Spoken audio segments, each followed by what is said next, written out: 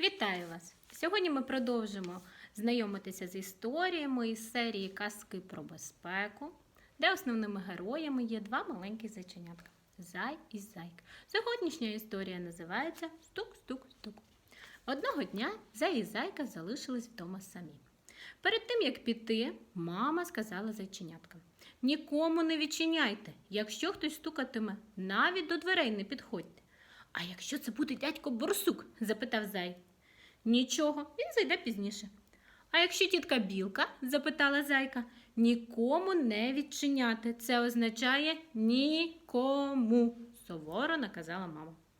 Мати пішла, а Зай і Зайка взялися малювати. Раптом у двері хтось постукав. «Стук-стук-стук». «Матуся наказала до дверей не підходити», – сказала Зайка. Але неслухняний Зай був уже біля дверей. «Хто там?» «Це листоноша Кабан. Я приніс зайченятам дитячі журнали». «Ось бачиш, це листоноша. Це наші дитячі журнали», – зрадів Зай. І вже хотів був відчинити двері. Але Зайка його зупинила. «А раптом це не листоноша?» «А хто?» – здивувався Зай. «А раптом це сірий вовк, який тільки вдає із себе листоноша. Ми йому двері відчинимо, а він нас з'їсть. Матуся ж сказала, щоб ми нікому не відчиняли». «Про вовка я якось не подумав», – зізнався Зай. «Гаразд, обійдемося без журналів». Скоро прийшла мама. Вона пригорнула зайченят і з тривогою запитала: «У двері ніхто не стукав?» «А то я зустріла міліціонера-ведмедя.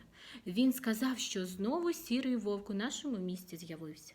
«Матусю», – відповіла Зайка, – «не хвилюйся. Ми знаємо, як правильно поводитись, якщо дорослих немає вдома».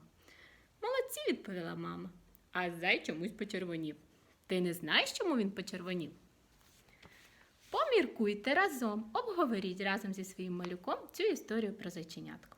Що зайченятка зробили хорошого? Чому вони не відкрили двері? Чи послухали вони свою матусь? Запитайте, будь ласка, у вашого малюка після того, як ви прослухаєте цю історію. Гарного вам дня, до зустрічі!